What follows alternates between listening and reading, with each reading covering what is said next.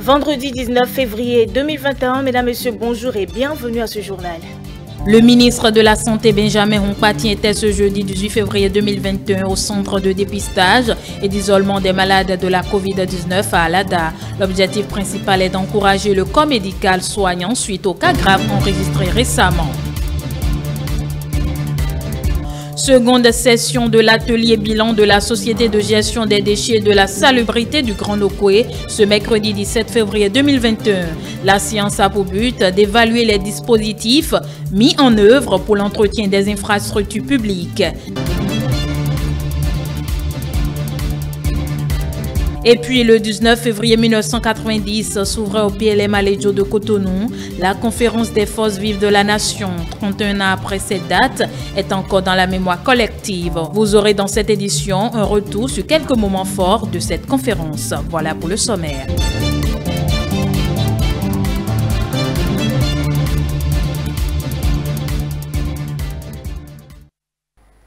Merci de nous préférer pour vous informer. L'honorable Rachidi Gbadamassi a tenu ce jeudi 18 février 2021 une conférence de presse et face aux hommes de médias, il a évoqué les polémiques autour du processus électoral en cours au Bénin, mais aussi et surtout sa position face à la candidature de Rekia Madougou Stanislas Atalian pour le point.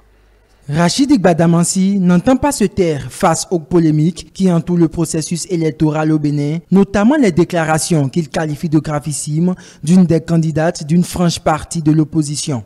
En faisant cette sortie médiatique pour éclairer l'opinion publique sur la posture de Rekia Madougou, l'élu de la 8e circonscription électorale reconnaît que la candidate du parti Les Démocrates l'a contacté pour la collecte des parrainages nécessaires à la validité de son dossier de candidature. Tout en lui donnant mon accord de principe, je lui ai exprimé quelques réserves, car s'il est vrai que tout candidat sérieux doit remplir toutes les conditions prévues par la loi, il est encore nécessaire que les candidatures obéissent à des normes éthiques. Or, Mme Rekia Madougou a quelques particularités qui constituent autant de handicaps pour elle et portent les germes de nuisance à sa candidature, autant qu'à notre pays. Elle m'a fait miroiter une forte somme d'argent pour me motiver, me rassurant qu'un opérateur économique important était disposé à participer à nos réunions et à mettre le pactole à ma disposition. J'ai été à la rencontre et c'est là que j'ai davantage compris que j'avais affaire à des gens dont l'objectif inavoué était de prendre en otage notre pays. L'honorable Rachidi Gbadamassi a fait savoir dans sa déclaration qu'il informait au fur et à mesure les responsables de son parti politique de la teneur des échanges qu'il a eus avec Dame Rekia Madougou à l'extérieur du pays. Il n'a pas manqué de notifier que malgré les consignes du bloc républicain, qu'il n'allait point soutenir sa candidature, même si elle était portée par un parti politique. Moi, mes mandats m'ont tout donné. Le Bénin m'a tout donné depuis 20 ans. Je ne peux donc pas les trahir ni vendre mon pays à eux comme au Bénin. Je dois fidélité. Fidélité. Retenez donc que Dame Rekia Madougou et ses maîtres ont cherché les parrainages avec détermination et ont échoué. Qu'elles viennent aujourd'hui tenir des propos aussi graves, outranciers pour le pays, discréditant les institutions de la République et le chef de l'État, constitue une vaine manœuvre. Cette déclaration vise, elle, à se faire réintégrer dans le processus électoral alors qu'elle ne remplit pas les conditions ou simplement à susciter l'émoi, à manipuler les populations naïves et à semer la violence dans notre pays avec le soutien de ses parrains locaux et régionaux. Il a aussi fait part à l'opinion publique des manœuvres opérées pour lui faire dire que les parrainages ont été confisqués. Malgré les diligences des comploteurs qui ont loué un hôtel de la place et préparé un point de presse à mon intention pour m'entendre déclarer comme mon collègue Suivi qui m'aurait confisqué mon parrainage, je n'ai pas cédé. Le pays, le Bénin, est au-dessus du parti Talon lui-même. Il faut qu'on vous le dise, pour le sachiez. Et là, quand il s'agit de l'intérêt du pays, même si c'est le Général qui nous dit de parrainer X ou Y, si ce n'est pas dans l'intérêt de la nation, nous ne va pas le faire. En faisant cette conférence, Rachidi Gbadamassi affirme que c'est une affaire de souveraineté nationale qui commande que tout patriote prenne le parti de la République, car pour lui, la candidature de Rekia Madougou apparaît comme un cheval de Troie dans l'édifice politique de notre pays. Et puis la réplique des démocrates suite à la sortie de l'honorable Rachidi Gbadamassi ne sait pas attendre. Face à la presse cet après-midi, ils ont tenu à apporter leur part de vérité. À en croire Patrick Djivo, candidat au poste de vice-président du parti, ce sont les élus du camp adverse qui sont allés voir la candidate Rekia Madougou pour susciter sa candidature. Une forte somme aurait été demandée pour mobiliser 21 parrains. Reçu sur l'émission spéciale de ce jeudi 18 février 2021 consacrée à l'actualité nationale, les invités de Romuald Roui ont fait part de leur appréciation sur les sorties successives de certains acteurs politiques, des sorties qui remettent sur table la question du parrainage. Ils ont apprécié ce système de filtrage des candidatures à l'élection présidentielle, ses difficultés de mise en application et les perspectives. Le compte rendu de Stylia Padono. La poursuite du calendrier électoral ne semble pas taire les débats autour du parrainage. La publication des duos retenus provisoirement pour la présidentielle de 2021 vient rajouter. Les sorties des acteurs politiques se font légion avec des déballages ces jours-ci. Les partis politiques ont joué leur rôle et ce qui n'est pas de l'avis de la classe politique, notamment de l'opposition, qui estime que les parrainages ont quelque peu été confisqués et que les parrains n'avaient pas la liberté, d'accord, de parrainer qui ils veulent. Dans l'entendement des partis politiques, beaucoup sont restés peut-être trop conservateurs en disant mais comment les élus proviennent des partis et les partis ont voulu avoir un regard sur cette affaire de parrainage. Je pense que c'est d'abord la première mal-donne du dossier. Le vrai débat qui se fait aujourd'hui n'est pas là. Le vrai débat qui se fait aujourd'hui, c'est le fait qu'une certaine classe politique a combattu le parrainage jusqu'au dernier moment et après s'est livré à ce jeu sans le dire.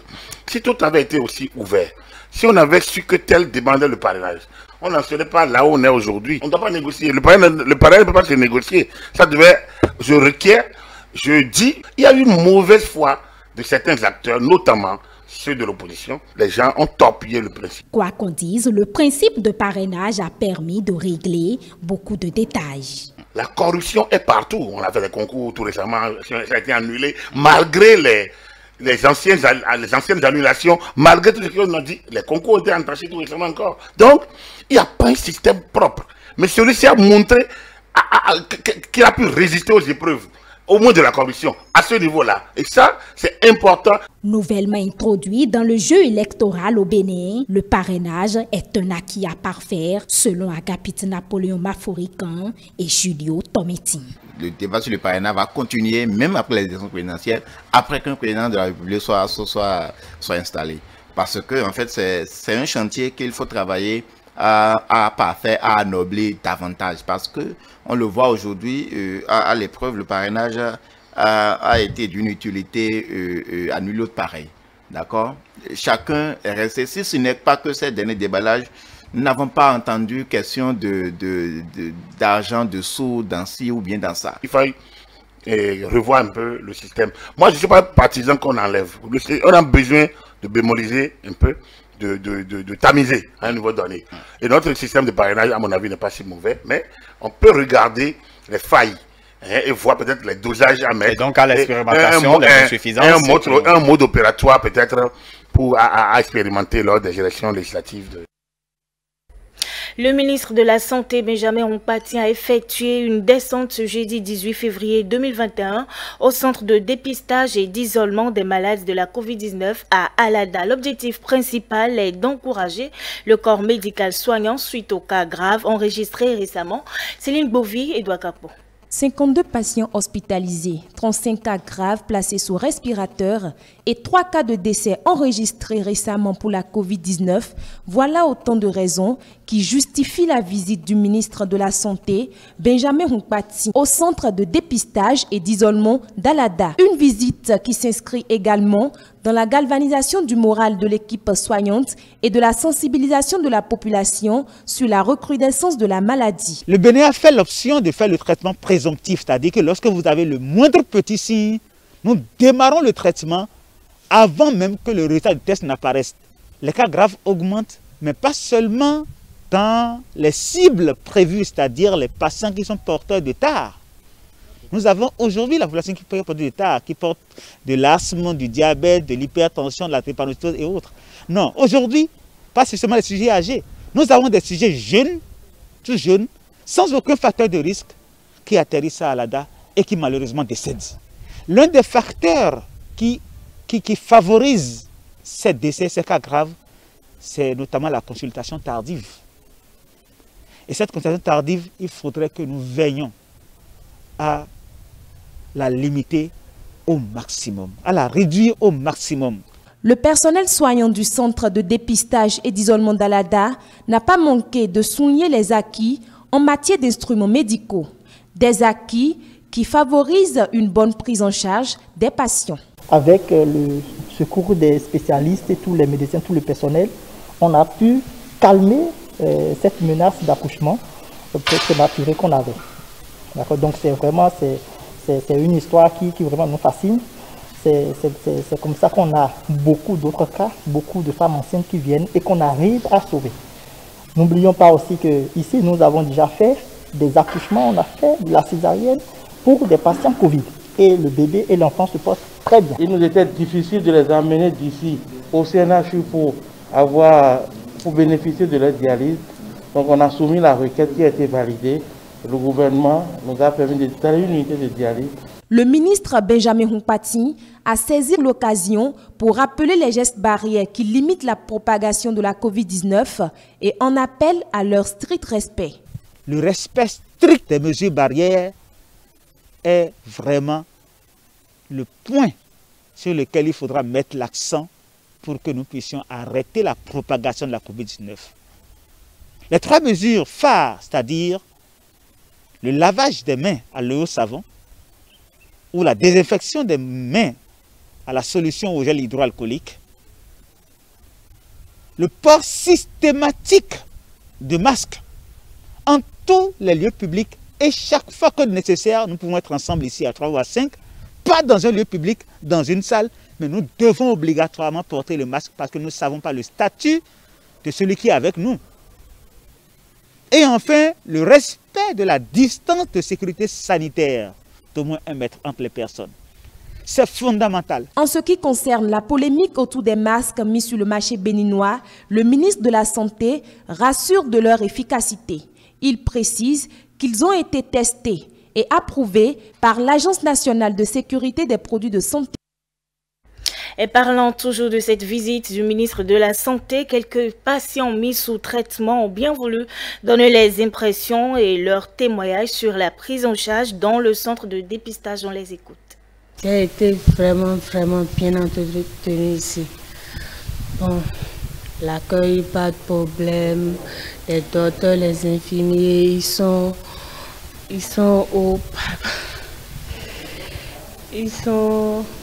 vraiment gentils et avec nous les patients qui sont un peu agités, parfois ils sont calmes, ils nous gèrent, il y a des psychologues, il y a un peu de tout ici. Actuellement ça va. Ils avaient mis tout au point pour que j'accouche normalement ou pas césarienne, mais Dieu sait faire ces choses. C'est le dévouement qui m'a le plus frappé. Ce dévouement du personnel, c'est très rare de nos jours, mais il faut tout faire pour lui donner encore plus de courage afin que nous ayons les meilleurs des éléments du genre. Il n'y en a plus. Malheureusement, il y en a plus. Mais faisons tout en sorte que il en vienne de plus en plus. Que tout ce qui se fait ici soit mis en lumière pour que les gens qui sont à l'extérieur sachent qu'il y a de choses formidables qui se font ici. Je suis venu ici il y a quelques jours, je ne m'attendais pas du tout à ça. J'avais le cœur très inquiet, très inquiet, et puis je suis agréablement surpris. Je remercie tout le personnel, très dynamique, très à l'écoute, très disponible, et depuis le matin, les médecins, les infirmiers, le personnel qui donne à manger, tout est parfait. La seconde session de l'atelier de rétrospective de la Société de gestion des déchets et de salubrité du Grand Nokoué s'est faite ce mercredi 17 février 2021 à l'Infosec de Cotonou. La séance a pour but d'évaluer les dispositifs mis en œuvre pour l'entretien des infrastructures publiques. Chimène Dadé, Sylvain Aïdetao pour le point. La Société de gestion des déchets et de la salubrité du Grand Nokoué a, en présence de ses partenaires, des petites et moyennes entreprises, fait l'analyse des différentes prestations réalisées pour l'entretien des villes du Grand Nokoué. En 12 mois, nous avons nettoyé, nous avons balayé, désherbé et piqueté plus de 4 millions de mètres carrés de superficie. Si nous multiplions ce chiffre-là par 156 fréquences, c'est plus de 5 milliards de mètres carrés de superficie que nous avons traités. Il ressort de cette analyse qu'il est important de renforcer le système de suivi et de contrôle pour améliorer les performances. Nous avons conçu une nouvelle grille et nous avons réajusté le dispositif de contrôle. Nous l'avons renforcé afin que vos prestations soient bien suivies et que les obligations, les engagements contractuels, vous puissiez les respecter. Ainsi prend fin l'atelier de rétrospective des différentes réalisations faites par la SGDSGN en collaboration avec des petites et moyennes entreprises. Pour rappel, la SGDSGN a été créée en novembre 2018 par l'État béninois pour la mise en œuvre du projet de modernisation de la gestion des déchets solides ménagers. Le 19 février 1990 s'ouvrait au PLM Alédio de Cotonou la conférence des forces vives de la nation. 31 ans après, cette date est encore dans la mémoire des Béninois. Des messages forts qui invitaient à la paix, à l'unité nationale. Nous vous invitons à suivre quelques temps forts de ces assises. La situation est très importante. Nous sommes responsable de ce qui se passera demain. Plaise le ciel qu'aucun bain de sang,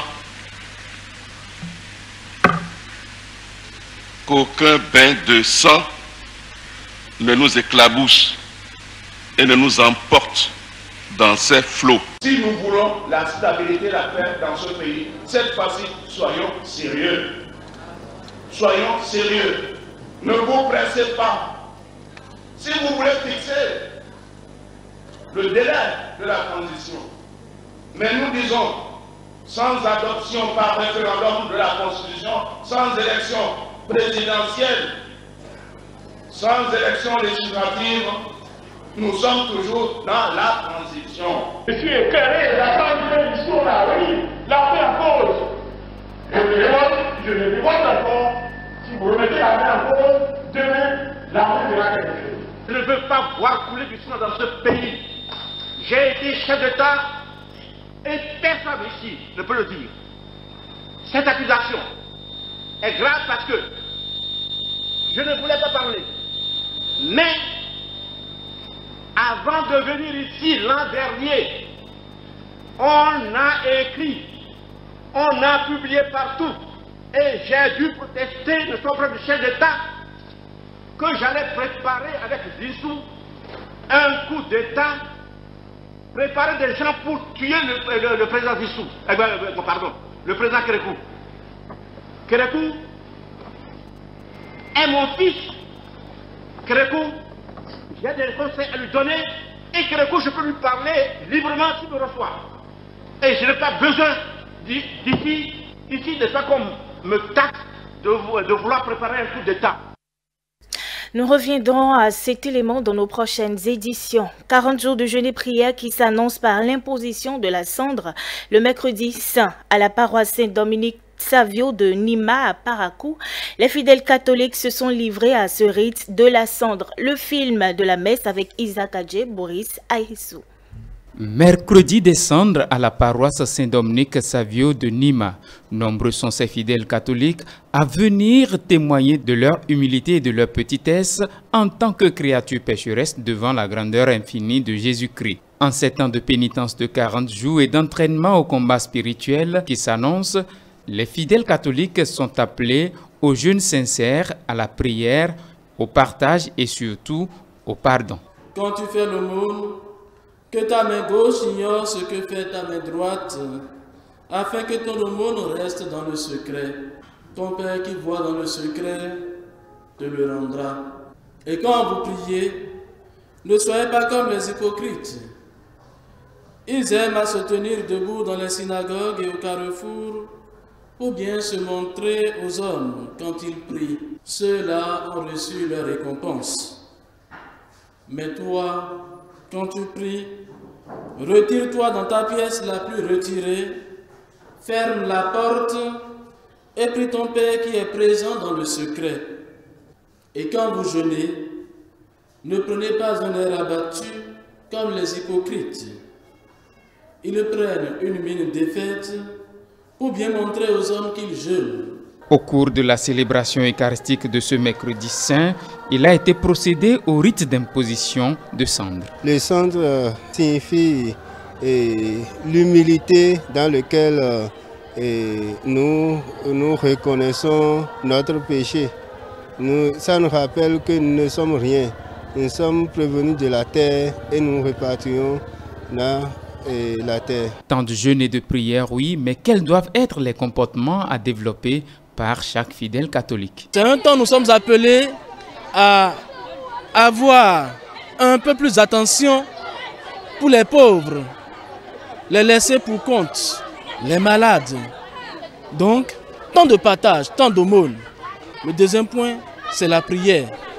Et la prière, vous savez, c'est l'arme pour aller au combat spirituel. La prière est fondamentale, la prière est capitale. C'est vrai, nous prions, mais pendant ce temps, il nous faut prier un peu plus pour ne pas entrer en tentation. Le troisième pilier qu'on pourrait souligner, c'est bien sûr la pénitence ou le jeûne. Et par le jeûne, nous prouvons combien nous voulons ressentir en nous-mêmes aussi les effets du mal commis et que nous regrettons. Revenir au Seigneur en ressentant dans notre chair quelque chose de douloureux. Au cours de cette période de jeûne qui annonce la période pascale, la jeunesse doit surtout se priver de toute addiction à Internet, aux telenovelas et à tout autre plaisir mondain afin de bénéficier de la miséricorde de Dieu à travers son Fils bien-aimé.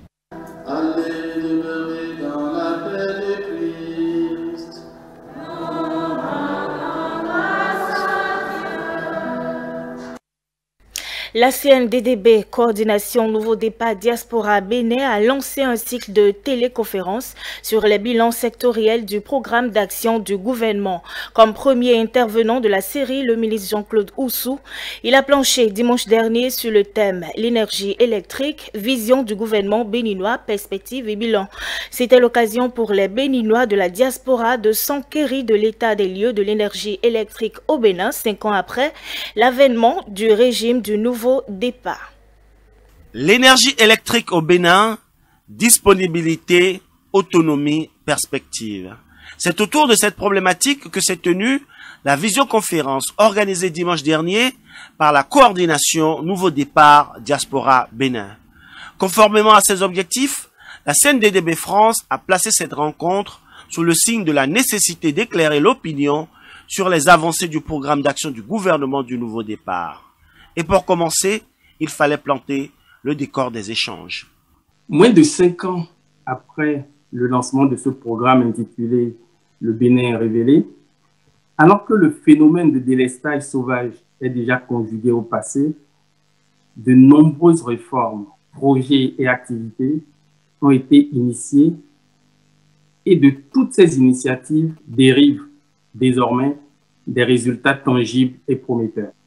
Monsieur le ministre, vous avez été l'artisan de cette transformation. 5 années sont vite passées et nous imaginons le travail qui a été abattu par vos équipes. La diaspora, aujourd'hui, aimerait comprendre comment vous avez fait, ou plutôt, pourquoi ce qui arrive aujourd'hui n'était pas possible hier, et surtout, qu'est-ce que vous nous réservez pour demain? Donc, avons-nous jamais eu une politique énergétique structurée, structurelle, d'avenir, qui fait que les investissements dans le secteur permettent d'aménager le dispositif national d'accès à l'énergie en qualité et en quantité, aussi bien pour les individus que pour les entreprises et les grosses structures. À l'évidence, cela nous aura manqué pendant longtemps. Orateur principal de la rencontre, le ministre Donald Jean-Claude Oussou a fait l'état des lieux du secteur en 2016 avant de présenter les actions énergiques entreprises par le gouvernement du président Talon pour relever le défi de l'autonomie du Bénin en matière d'énergie électrique. Avec une vision très claire, désormais, qui est, je vais vous le rappeler, pour le secteur, c'est que pour 2025 au plus tard, nous devons être dans un pays à même d'assurer son autonomie énergétique, électrique et disposant des différentes sources suffisantes, propres, variées, à un prix abordable et constamment disponible à la fois pour le tissu économique et aussi pour nos concitoyens, pour l'amélioration des conditions de leur vie. Alors, après les actions court terme, en parallèle, on a continué à travailler pour le moyen et long terme, qui s'est traduite par différentes actions sur les différents pans du système électrique béninois. Évidemment, nous avons plusieurs pans. Il y a la production, il y a le transport, il y a la distribution. Je rajouterai dans une moindre mesure la commercialisation.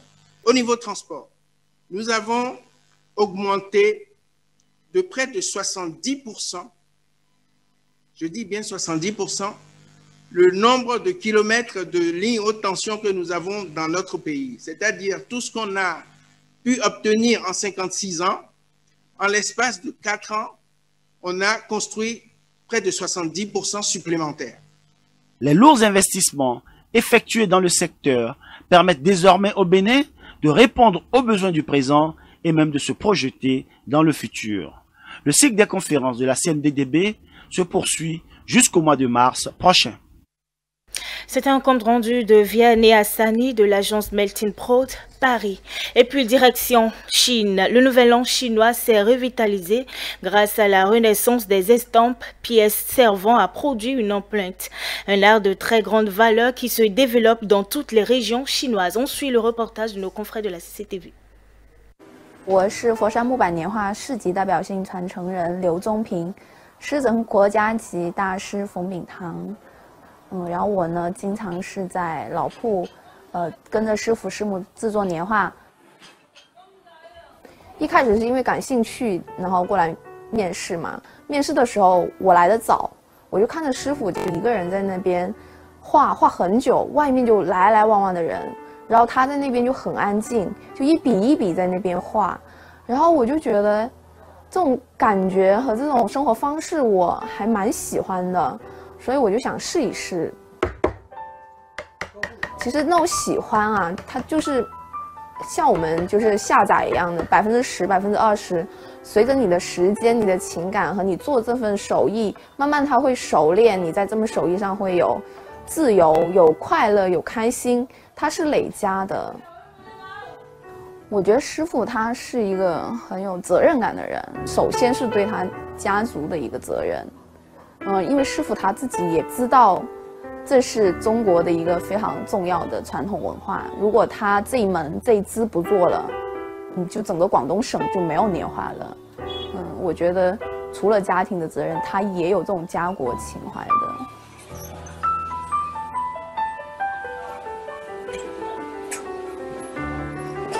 我叫王慧萍，是冯氏世家木板年画师傅的太太。木板年画是4色套印嘛，先印这个墨线，第二天就是印这个红色，再来一天就是让它干了才能够印另外一个颜色吧。所以一般4色套印都要印4天时间。现在墨线都是我和 KK 徒弟一起创作的。其实呢，我们传统意义上觉得年画怎么去复兴啊，它被用或者被图案创新啊，其实年画它还有一个非常大的价值，它是表达人们对美好生活的向往。它不仅是物质上的用，它还是会满足人们一些心理的需求。因为我们岭南呢，它还是有这种习俗的，所以呢，我就是把年画重新放回到习俗层面去用，心理层面去用。大家来买年画，来请一张年画，它是心有所想去请的。我们非遗走进校园，佛山木板年画还拿了今年的全国10大创新实践案例，学校啊、青少宫啊都会有，因为我们是把内容给打造好了。学校和青少宫它只是一个载体，就是把年画故事讲好了，只是换一个地方讲年画故事。这些年做了好多场的，青少宫啊，然后博物馆啊、文化馆，我们一年就上百场的课程和活动都在做的。就是去青少宫呢，其实呢就是想，第一肯定想让更多人知道，为什么落点会落在青少宫呢？是因为可能你让一个成年人来了解，他可能就是没有那么多时间，没有那么多心思，但是他在小朋友的时候他就会有心思。你小朋友其实就是播下一个种子，这个种子背后是一个家庭，就是小朋友，然后他的爸爸妈妈，其实他爸爸妈妈可能不太了解这个手艺，但是他爷爷奶奶是对这门手艺是有情感的，他是使用过的。所以呢，因为年画它是断成过，断的就是就是我们和我们的爸爸妈妈这一辈，所以你通过小朋友入手，然后你就可以把这个断掉的层给它通过一个一个家庭把它连续起来。其实这个是通过一个小小的进青少宫一个点，它背后其实是有一个小小的野心在的。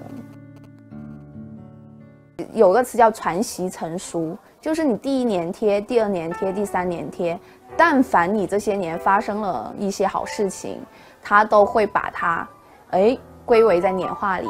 其实这种心理去打动大家，让他去用，这个是他非常绵长的生命力。我有一个观点，就是年画最好的博物馆，最好的去处就是每个人的家里。